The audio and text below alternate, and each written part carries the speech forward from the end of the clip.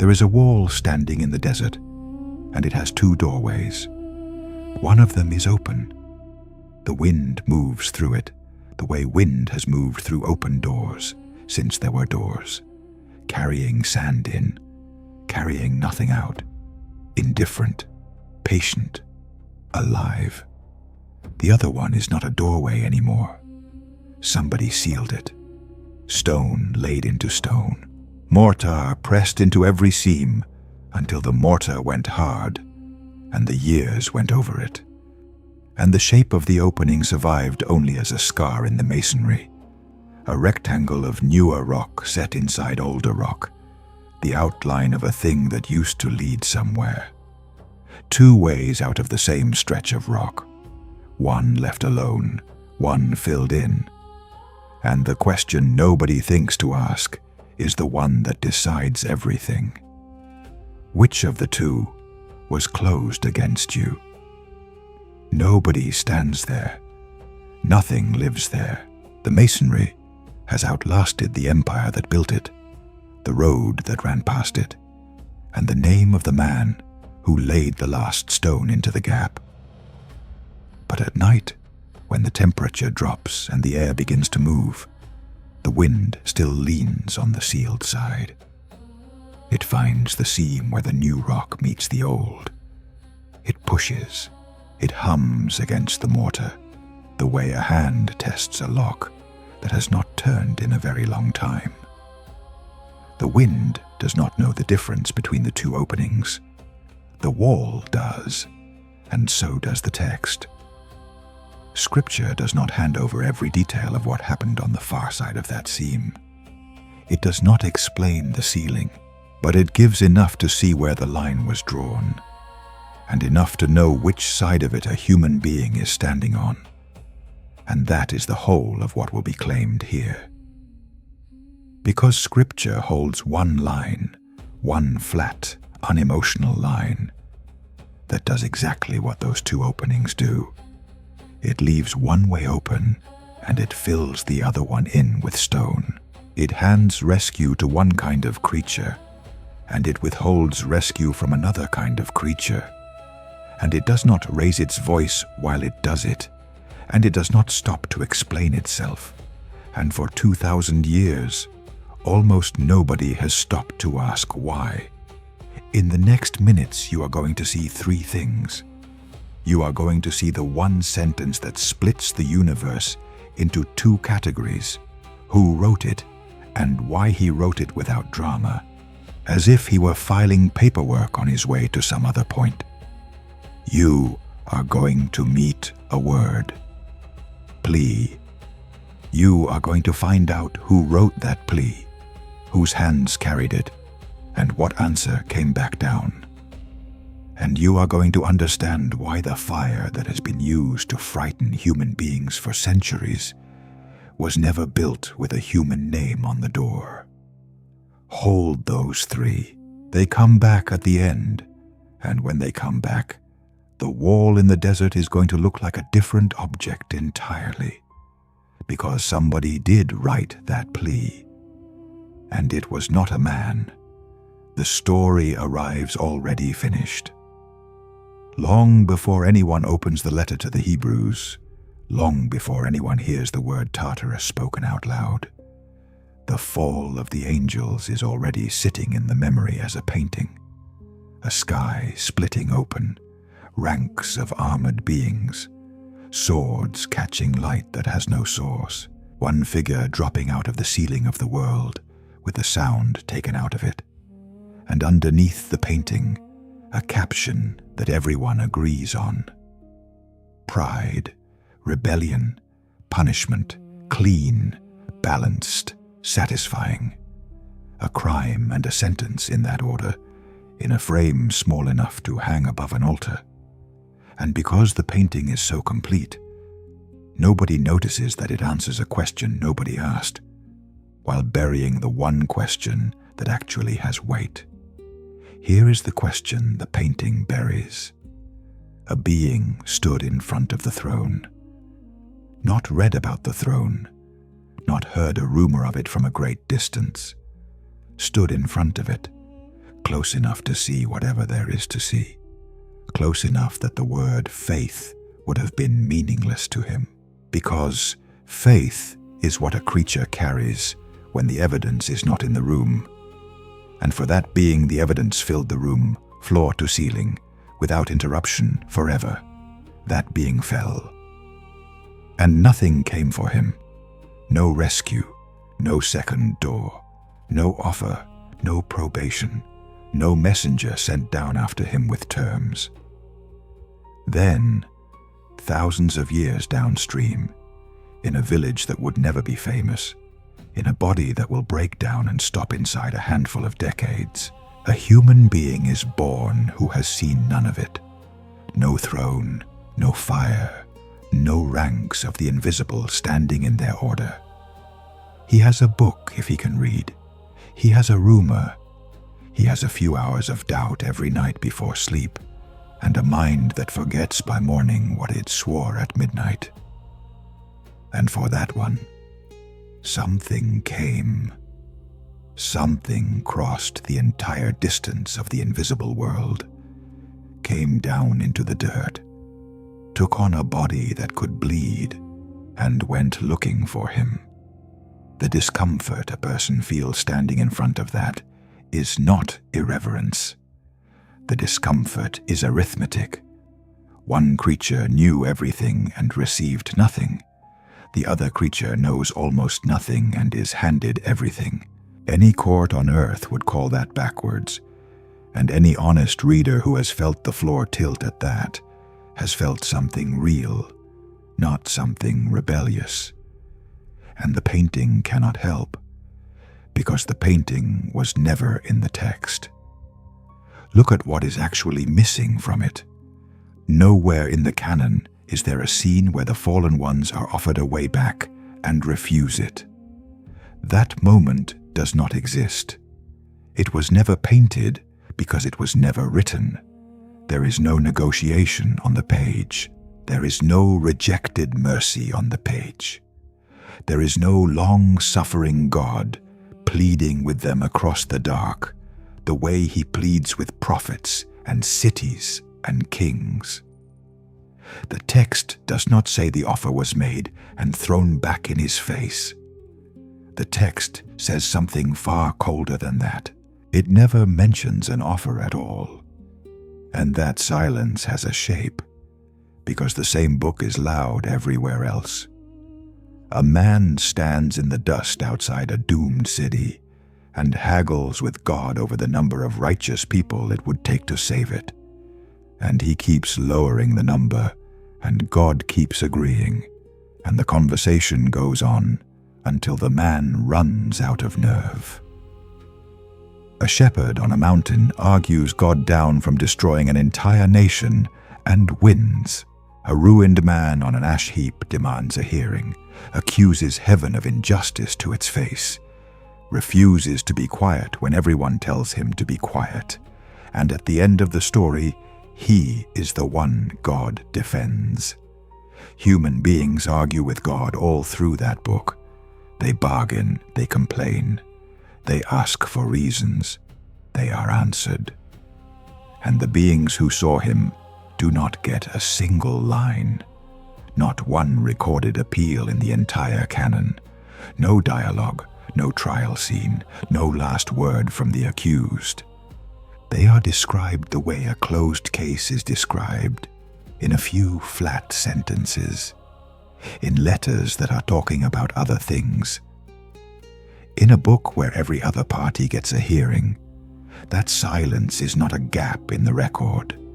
That silence is the record. And the reason for it is not waiting inside an epic scene with trumpets and armies and a sky on fire. It is waiting inside a line that reads like paperwork. The letter to the Hebrews was not written to settle an argument about angels. It was written to people who were slipping, to Jewish believers under pressure, tired, watching the price of their faith climb every year, quietly beginning to wonder whether the older system had been safer, whether the temple and the priesthood and the smoke had at least been solid, at least been visible, at least been something a man could touch. So the whole letter is a case, a man building an argument patiently, exhibit by exhibit, that what they have now is greater than what they walked away from, greater than the priesthood, greater than the sacrifices, greater than the covenant, and in the opening movement, greater than the angels themselves, the beings that Jewish tradition said had delivered the law into human hands. That is the argument in progress. That is what the author is doing when, halfway through, he sets down one sentence and then keeps walking, as if he has not just detonated something under the floor. Hebrews chapter 2, verse 16, in the New King James translation. For indeed he does not give aid to angels, but he does give aid to the seed of Abraham. There is no thunder in it. There is no grief in it. It is written the way a clerk writes down a category. This party receives assistance. That party does not. Next line. But the verb underneath it is not a clerk's verb. The Greek word there is epilambanomai. It is not the word for a favor. It is not the word for general kindness offered at a comfortable distance. It is the word for a hand closing hard around a wrist. It is the verb of the grip. It is what a language reaches for when a body is going down and something comes in fast and takes hold of it before it goes under. There is force in that verb and urgency and the shape of a rescue happening at speed. He takes hold of the man. He does not take hold of the angel. And notice what the sentence does not say. It does not say he is unable to. It does not say he tried. It does not say the angel pulled away. It says the grip goes to one and not the other, and it says it in an aside, in a letter about something else, to an audience that apparently did not need it explained. Notice too who is named, not humanity in general, the seed of Abraham, a line, a covenant, a specific thread running through history, and the New Testament itself widens that thread later, when it says that those who belong to Christ are counted as Abraham's seed. Scholars still argue about exactly how far that circle opens. What nobody argues about is which side of the seam it opens on. And the reason for all of it is sitting 2 verses earlier, where almost no one looks, because the author has already given the mechanism before he gives the ruling. He says that the children share flesh and blood, and so he himself took the same flesh and blood. A body, bone that could break, a throat that could go dry. He entered the species. He did not enter theirs. That is the machinery under the sentence, and it is brutal in its simplicity. The rescue follows the body. The grip lands on flesh and blood, because he took flesh and blood. There was never a moment when the God of that book put on the nature of an angel, walked their road, died their death, and came back out through their side of the masonry carrying keys. No incarnation on that side, no blood on that side, no substitute, because nobody ever stood in their place. The door is not sealed because their crime was worse. Human beings have done things that would empty any courtroom.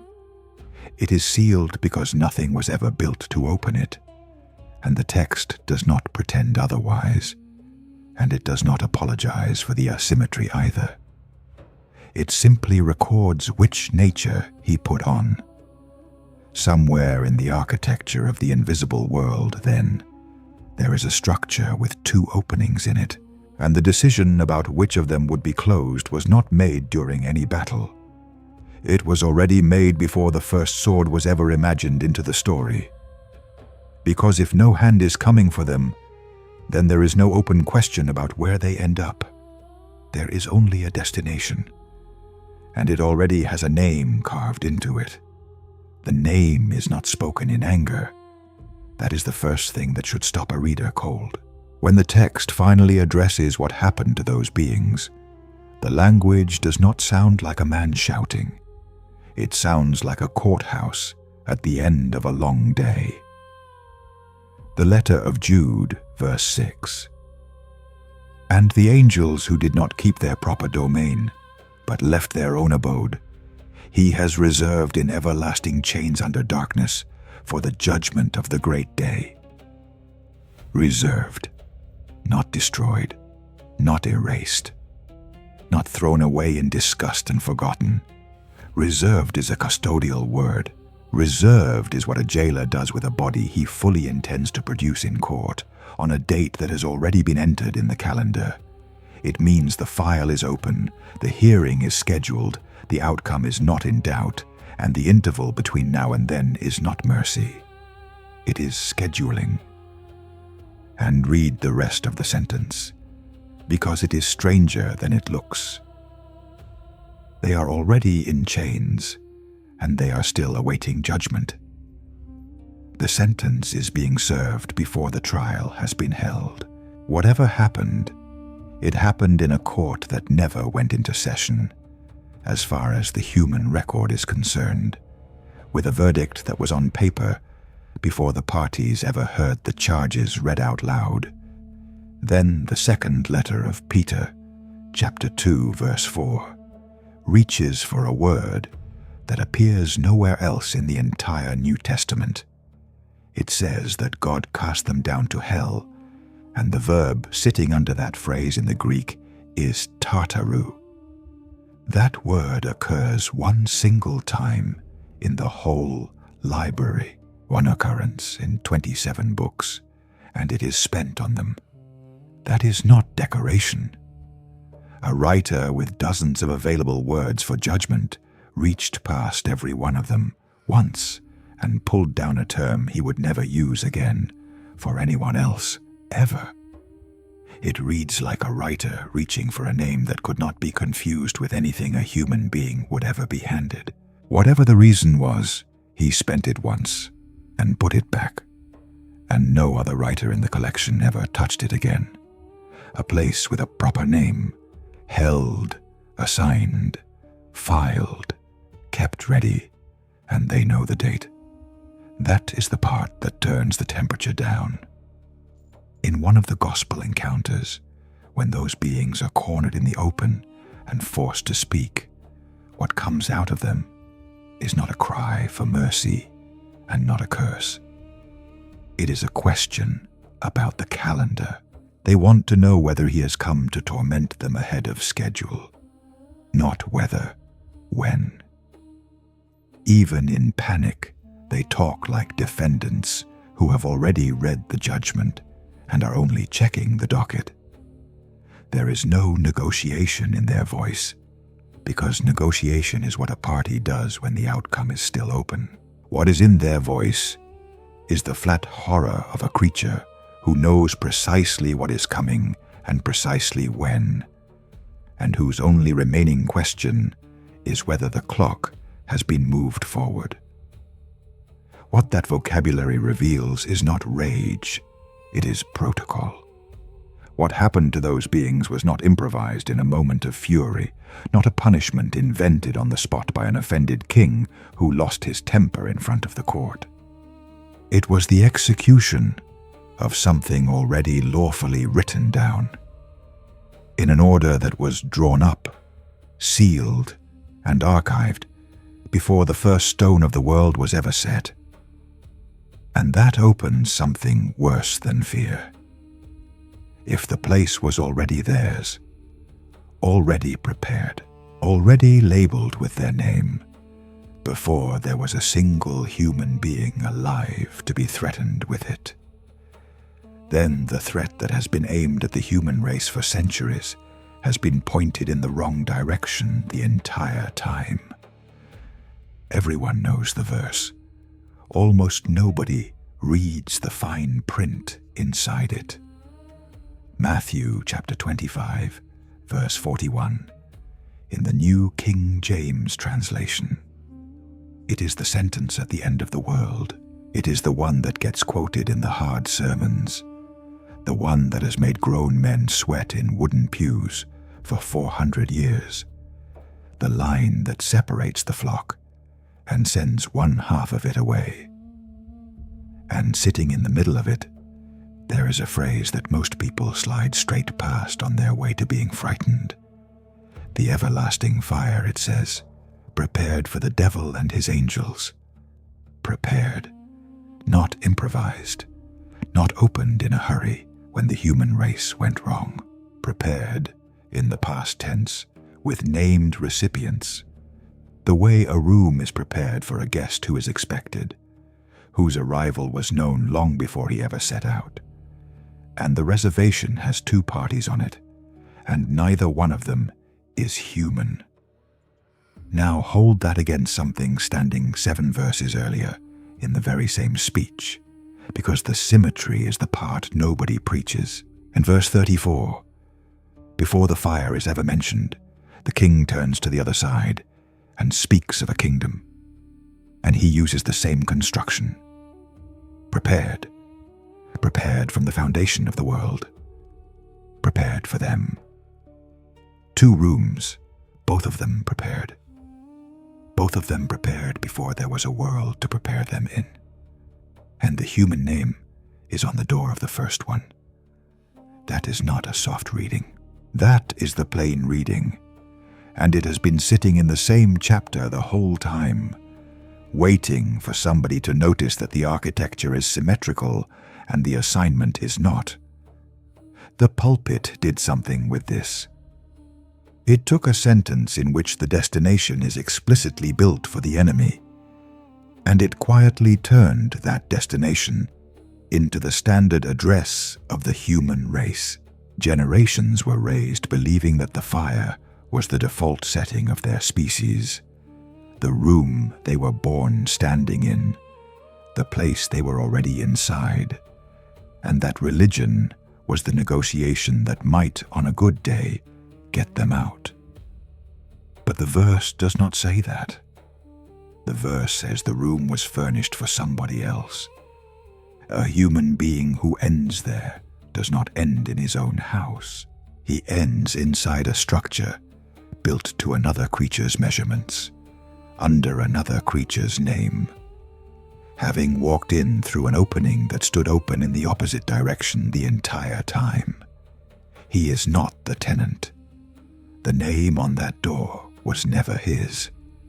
And that changes what the scene at the end of the world actually is. It is not a species being sorted into the pit it was born over. It is a species being asked, one at a time, which of 2 prepared places it wants to be counted with. One of them was built with a human name on it before the foundations of the world were laid. The other one was built for somebody else entirely, and the only way in is to insist. That is a harder message than fear, not a softer one, because fear leaves a man an excuse.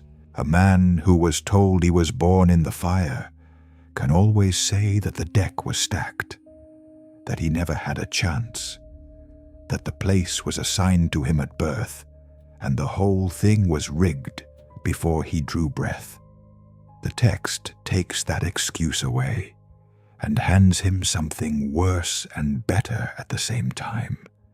Nobody was assigned there. Nobody was owed it. Nobody was born inside it. Anyone who ends up in that room walked there. And yet, from their side of that sealed opening, there is a record of something almost impossible to picture. Somebody over there tried to negotiate. Here the ground has to be marked out loud, because what comes next is not scripture, and pretending otherwise would be exactly the kind of dishonesty this whole story is about. The Book of Enoch is not in the canon. It is not the Bible. No honest reading puts it on the same shelf and pretends the shelf is level. It is an ancient Jewish text, real, old, copied and recopied, preserved whole in Ethiopic, with fragments of it pulled out of the caves at Qumran, alongside the Dead Sea Scrolls. It was read widely in the centuries around the life of Christ, and it was set outside the canon by nearly all of the church that came after. That is the honest label. Apocryphal, real, ancient, influential, and not scripture. And here is the fact that keeps it on the table anyway, and it is verifiable in any Bible on any shelf. Jude, in verses 14 and 15, quotes Enoch by name and quotes him as prophesying. A canonical letter reaches out in public and cites this text. That is why the tradition never fully let go of it, and that is why it can be read here with the label showing as a witness and not as a verdict.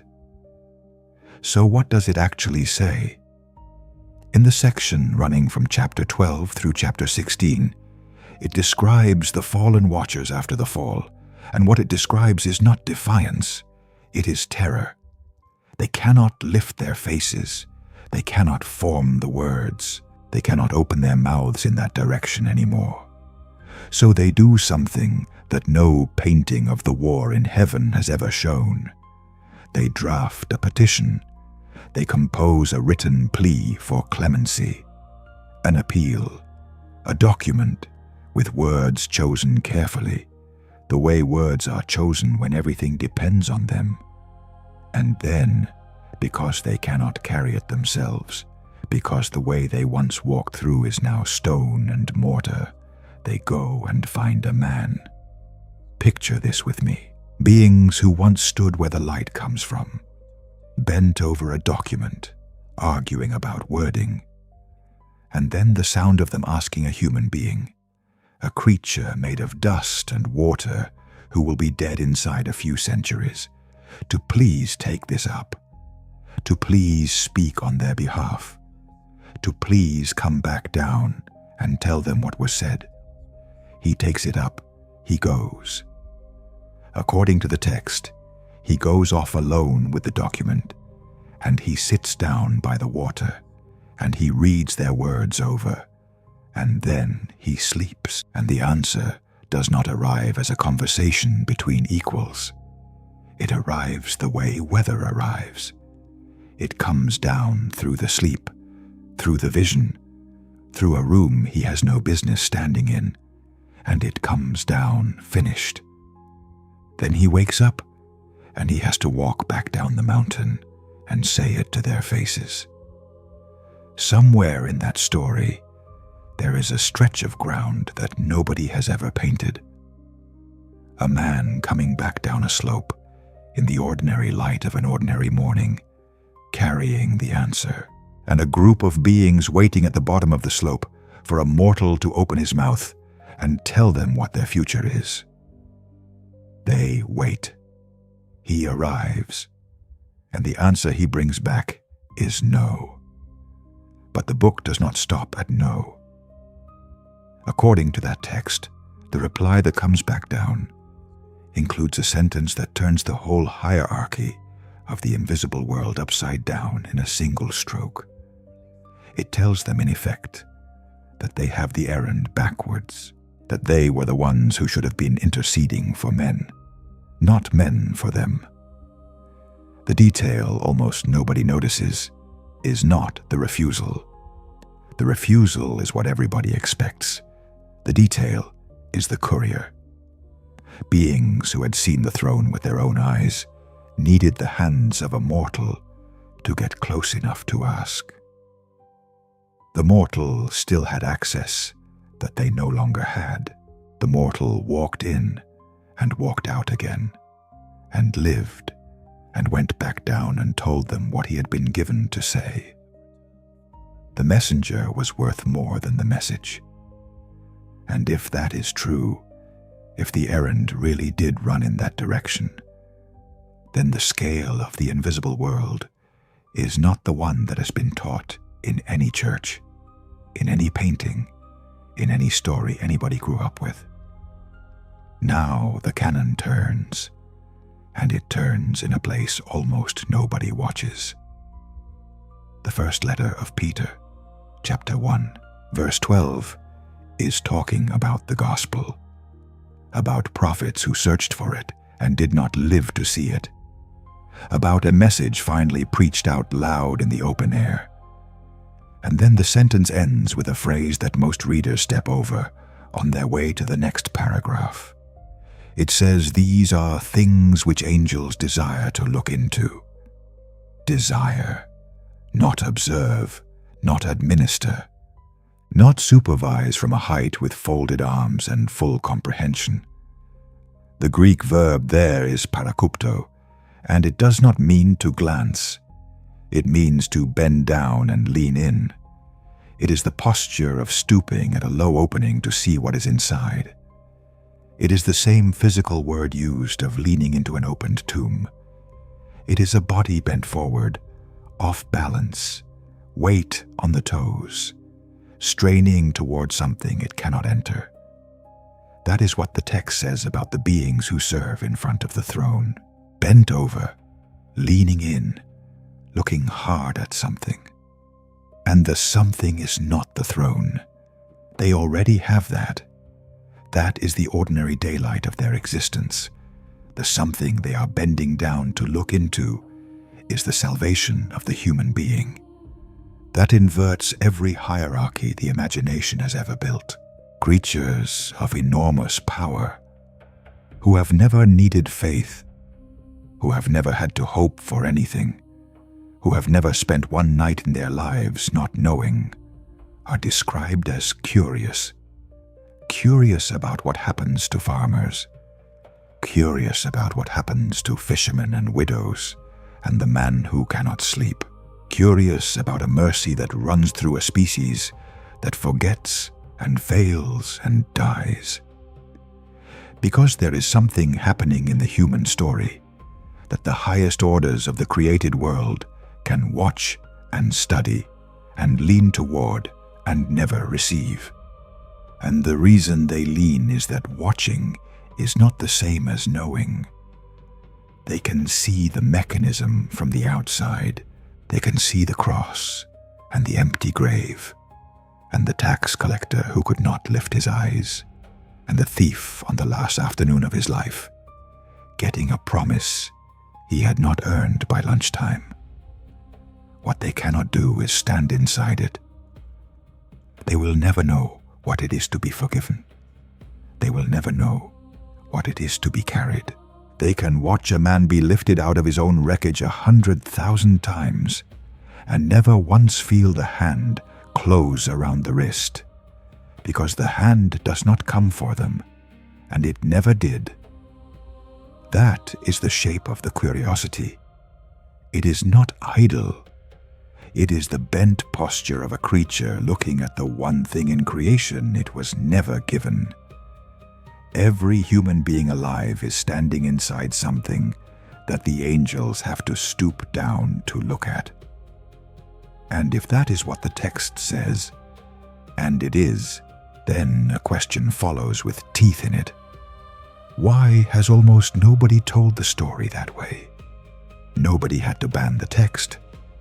That has to be said carefully, because it would be easy and cheap and false to turn this into a story about villains in robes hiding a scroll in a vault. There is no vault. These verses are not rare, and they were never suppressed. They are printed in every Bible, in every hotel drawer in the world, and they have been there the entire time. What happened is quieter than suppression and far more effective. The story got retold until it stopped being a record and became a legend. Follow the retelling and it is not hard to trace. The armored ranks, the sky splitting open, the sword duels, the wings sorted by rank, the named commanders, the elaborate ladders of heavenly hierarchy, the fallen one dropping like a burning star with a face that some artist decided on. Almost none of that comes from the biblical text in that form. It comes from centuries of art, from poetry, from the great blind poet of the 17th century who gave the rebellion its speeches and its politics and its wounded dignity, and did it so well that his version quietly became everybody's memory of the event. From medieval painters commissioned to fill church walls in buildings where most of the congregation could not read a word, and learned every scrap of their theology from what was hanging above the altar. Even the famous name comes from a translation. The word that entered Latin as Lucifer means morning star, and in its own chapter it is spoken over the king of Babylon. The other great fall passage is addressed, in its own context, to the king of Tyre. Whether those passages reach past those kings toward something older and larger is a genuine debate, argued seriously by serious readers on both sides for a very long time. What is not in debate is that the popular picture assembled the whole story out of a handful of verses that were, on their surface, talking about human politics. The pictures were beautiful. The pictures were also a summary, and a summary keeps the drama and throws away the machinery.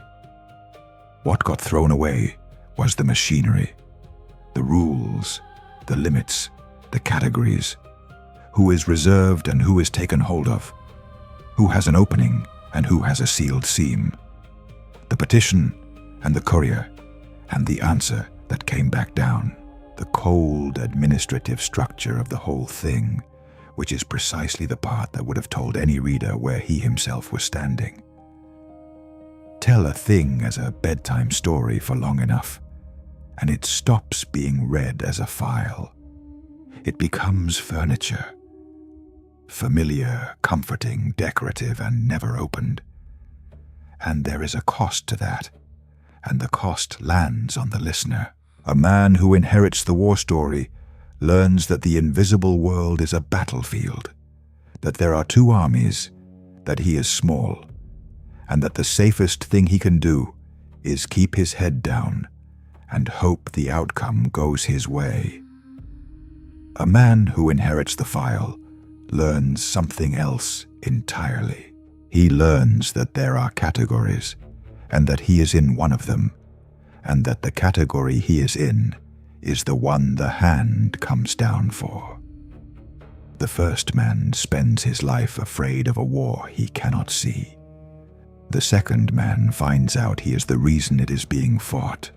So the human race inherited the war and lost the verdict. It inherited the swords and lost the sentence.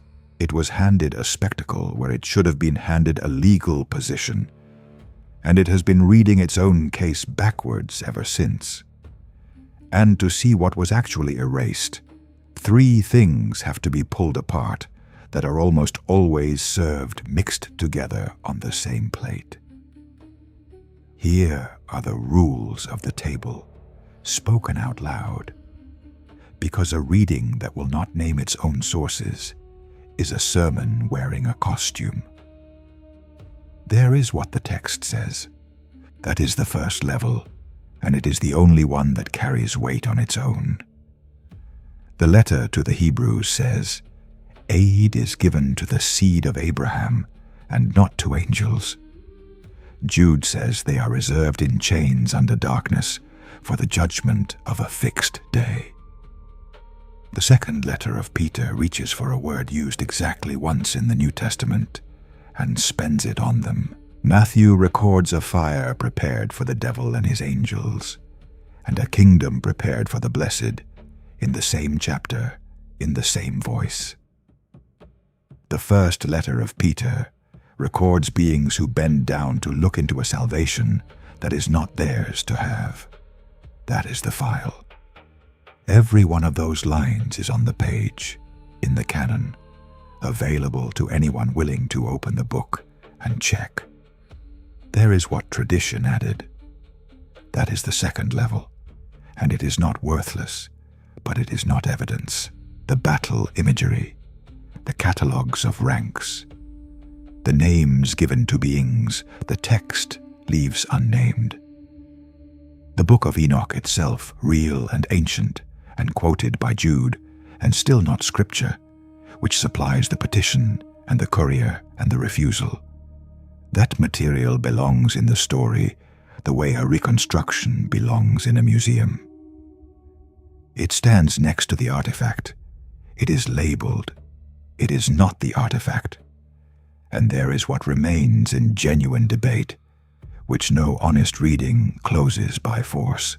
Why is the fall of those beings irreversible? Is it the nature of the creature? A being with no descendants, no species behind him, no lineage into which a redeemer could ever be born. Nobody who could stand in his place because there is no place to stand. Or is it the knowledge, the fact that he sinned in full daylight, with the evidence filling the room and nothing left in the universe for him to learn? Serious readers have argued both sides of that for centuries, and the text does not settle it. It gives the outcome and withholds the reason. The difference between an honest reading and a sermon built on fear is exactly that last paragraph. One of them hands over the rule and admits out loud where the rule runs out. The other one hands over a certainty it was never given and charges the listener for it. Give the rule, never sell the dogma, and the rule, once it is set down against a living human life, moves the ground under the place where a man thinks he is standing. Somewhere right now a man is lying awake at 3 a.m. with the ceiling above him and the accounting of his own life running on a loop. What he did, what he allowed, what he said to someone who is not alive anymore, the version of himself that nobody in his house has ever seen, and the conclusion he keeps arriving at, night after night, is that whatever door there was, he walked past it a long time ago, and there is a wall where it used to be, and the mortar is hard, and it is far too late to be checking. He is not unusual. He is the majority. There is a woman who has not walked into a church in 20 years because she is certain that the version of her they would meet is not the version she would have to explain. There is a young man who has decided quietly and without telling anybody that he is the kind of person these things are simply not offered to. There is an old man with a good name in his town and a thing in his past that he has never once said out loud in a room with another human being in it. Every one of them has looked at that seam and concluded that their opening is the one filled in with stone. And every one of them is standing on the wrong side of the arithmetic. He has the whole thing backwards, and the file proves it. Here is the line that splits the universe, and there is nothing hidden about it. Aid is not given to angels. Aid is given to the seed of Abraham. It was written by a man who was arguing about something else entirely, in a single clause, without drama, because he did not think it needed defending. That is the sentence. That is the wall, with 2 openings, and the sealed one is not on the human side. Here is the word, plea. A petition was written, and it was not written by a human hand. Beings who had seen the throne composed an appeal for mercy and could not carry it 10 steps and had to place it into the hands of a man to move it at all. The answer that came back down was no, and it came with a correction attached. They were the ones who should have been interceding. Their access was gone. The opening was stone. The courier could not buy them anything. And here is the fire, prepared for the devil and his angels. Prepared, past tense, with names already on the reservation, and not one of those names is human. The thing that has been used to terrify the human race for 400 years was never built with a human name on the door, and 7 verses earlier, there is a kingdom that was. Set those 3 side by side, and the shape stands up on its own. The being who saw everything wrote a plea and was refused. The man who has seen nothing is handed a rescue he never petitioned for, described in a sentence so plain it sounds like bookkeeping. That is the position a human being actually occupies in the invisible world. Not the lowest creature in the hall, not the afterthought, not the accident, not the animal that got lucky, the one creature in the hall that a hand comes down for. And the strangest part of the entire record is not the refusal on the sealed side. It is that the ones living on the open side spend their whole lives convinced the door is shut and never once reach out and touch the handle to check. There is one thing left. The first image has to be looked at again. The wall in the desert with 2 doorways in it. Now it is possible to see which of them was closed. Now it is possible to see who closed it, and when, and why. And now, finally, it is possible to see which side of that wall a human being has been standing on this entire time. And the sealed side turns out not to be a punishment aimed at the species standing on the open side. It is a category, and it was closed before there was a species to aim anything at. And the canon says so without raising its voice, in the least dramatic sentence in the whole file. They stoop, they look in from the outside at the one thing they will never be given. The greatest disproportion in the Bible is not a disproportion of power. It is not about who is stronger, or faster, or older, or nearer to the light. It is about the door. And the door opened for the weaker side. It opened for the side made of dust, the side with the short life, and the failing memory, and the divided heart. It opened, and it stayed open, and it is open right now. Which means you have been living on the open side of that wall your entire life. You have walked past that doorway every single day. You have felt the draft coming through it, in the moments you could not explain, in the ache that no achievement ever settled, in the 3 a.m. you have never told anybody about. And you assumed it was a wall because everything you were ever taught about the invisible world was a war story, and nobody hands a man a war story and then tells him that he is the one being rescued. The angels do not get to touch that handle. You do, so write it in the comments. One word. Plea. Because that is the word this entire record turns on, and this time the plea is not being drafted by beings who need a courier to carry it.